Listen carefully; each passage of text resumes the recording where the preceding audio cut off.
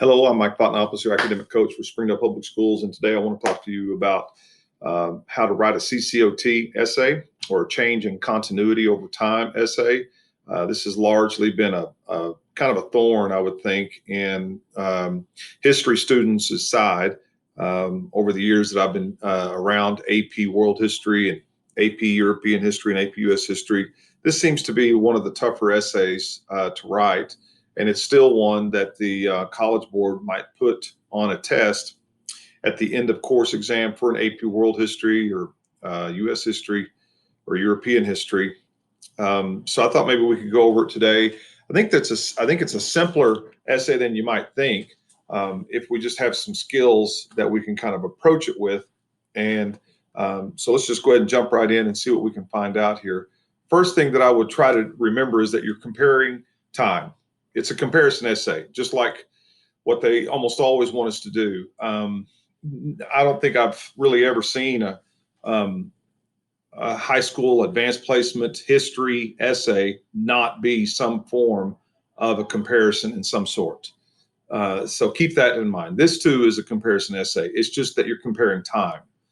And so keep that in mind. And today we're going to be using, I believe, the 2015 prompt, which was comparing the time of labor systems that took place between 1450 to 1900. So in that case, you're comparing a labor system that took place in this era versus a labor system that took place in that era. So again, it's not as difficult as you might think once you can kind of format the whole thing. So there are some words that I think that are very helpful for us, and those words are in, by, and however. I'll show you how those work. And so with that, let's just go ahead and jump right in and begin that process. So here's our prompt: analyze continuities and changes in labor systems in one of the following regions within the period of 1450 to 1900. And I'm going to pick Latin America. Let's do that. So that's the one I want to use right there. And again, continuities, root word, continue, to continue, things that are happening continuously versus things that are changing all the time. So let's keep that in mind. And so here's how I use those words: in, and by, and however. And so this is kind of my format, and you can start to see how this really helps us derive at what we're trying to do. And you can do this with any CCOT essay that you are ever approached with, because any CCOT essay will have a beginning and an end time period. They'll have a moment that you need to start it in, and a moment where they would like for you to end it in. And of course, these are approximations. This is never an exact moment but it's an approximate. So in 1450, labor systems in Latin America, Caribbean, and then you can fill it in. By 1900, these labor systems had changed. There's your big root word, changed, because you want to do that. However, during this time, a continuity in labor systems, or a continuous theme in labor systems, however you want to say that word. So there you go. I'm kind of getting the words changed, continuity, and the dates in there. And you'd be surprised how many times you would see students write a CCOT essay and never even mention dates in their essay, and then forget about words like changed and continuity. And again, it's the whole thing's about labor systems, so we can't forget that word either. These are all kind of important words that we need to get. And so we need a format that helps us use those words from the prompt and keeps us on task. And I think this is a really good system that we've come up with here in Springdale to help us with that.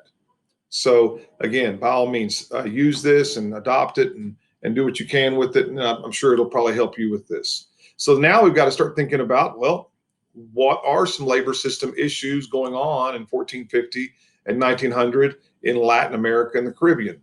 So let's go there and take a look. Number one, in 1450, labor was initiated by the Spanish. And again, I don't want to turn this into a history lesson. This is stuff that you should know or are learning. And so again, you could add just tons of stuff to this. I'm just throwing some stuff out there, but this is what I do. If I were to write this, is I certainly would not just crack my pen and start writing an essay. I would put some things down and start to show somebody somewhere that I've thought about what's going on in this prompt. Number two, these are coercive labor systems. They started off with the Potosi silver mines and those encomiendas and the Mita systems, where they are forcing people down into the Potosi silver mine itself and not coming out until they had enough silver. And so it starts off with silver mining, and that dries up fairly quickly, and you get right into agriculture, and that's the way it stays for the pretty much the entire time. Sugar being the biggest one, of course. Slave labor goes right into use in Latin America and the Caribbean, and then this is where you can get into because of the smallpox that wipes out the entire indigenous populations, called the Great Dying. And so that's a good analysis point that you can save in your essay. And then, of course, mercantilism is where you have the economic system that feeds the mother nation. Its colonies really don't care about them as much as getting money and getting goods back to that mother nation so that she can produce, a processed good, etc. And in this case, we're talking about Spain and Portugal. So there you go. A lot of stuff going on in 1450. And again, that's an approximation. Columbus sailed the ocean blue in 1492. We get that. So we're looking at maybe a 50-year period here. Again, you could get into the actual indigenous population, the Aztecs and the Incas and what they were doing. But I believe you could go ahead and fudge towards 1500 and get right in there, and you'd be fine. And if you read what they accepted that year, and of course that would be just fine too. So then we need to think about what's going on by 1900. So 1900, you have a change. So surely there's a change going on. So that's how you can see how this goes. In 1450, all these things are taking place. By 1900, there is a change. Slavery is outlawed. Poor impoverished peasants work for landlords. Agricultural products like sugar and fruits are being produced. And they've long forgotten about the whole idea of silver mines and things of that nature. And of course, they've been involved in sugar plantations. This is more of a continuity, really, but they are expanding on not just sugar, but other things as well. Slave labor is replaced with some mechanization due to the Industrial Revolution, but for the most part, it's still awful manual labor. Large land estates are ran by Creoles. Empires are not really Portuguese empires, Spanish empires. They're not really in the business of running companies anymore. It's being ran by businessmen. And of course, it's worked by peasants. Mercantilism is replaced by capitalism. You can keep that. And again, you can go into that. And of course, all this work is always being done by the masses of poor people, be it slaves, be it the peasants, etc. And so then you get into the continuity. However, continuously throughout this time, labor systems work largely as dangerous. It's largely agricultural. It's ran by elites. It's destructive to the environment. It's largely unaffected by the Industrial Revolution of the North America and Great Britain. So again, however you want to look at that, and so you want to start picking out some of the stuff that you can really write an essay about and really go off on. Again, I wouldn't go after all of these things. I would pick a couple of them so that you could really write a lot about, and then get plenty of your points. And that's what the AP history people are looking for. They're not looking for you to rewrite history in front of their eyes. They're looking for you to create an argument that is accurate, and then of course base it on some evidence that you have. And so find that thing that you can write an essay about.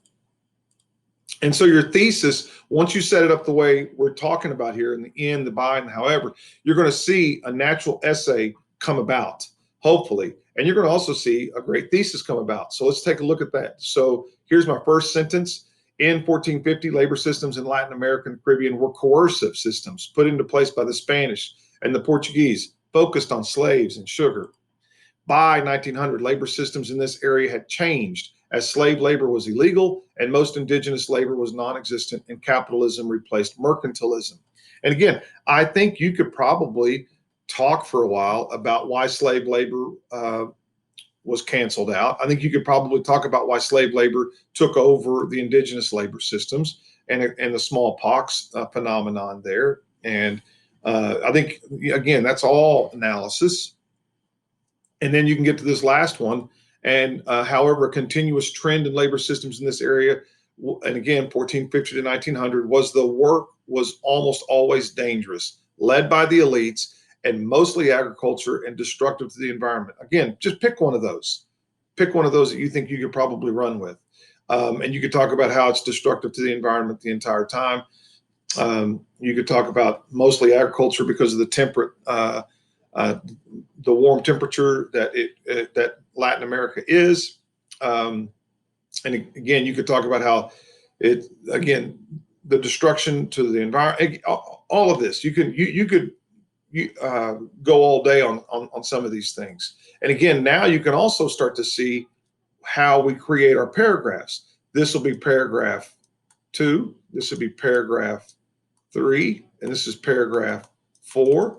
And of course, if you wanted to do a contextualization paragraph in between your thesis paragraph and paragraph 2, certainly you can do that. But you can literally take entire sentences here and just lift them and let that be your intro sentence, your topic sentence to your next paragraph.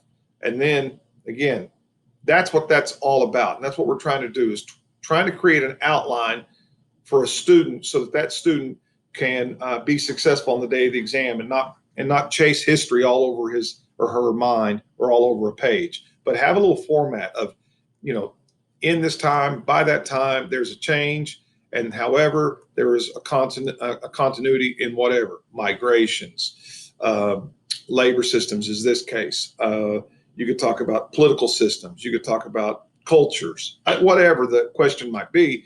If you've got a starting time period and an ending time period, I'm telling you, you're going to be successful with this little format. And so let's take a look at it here. This is that essay.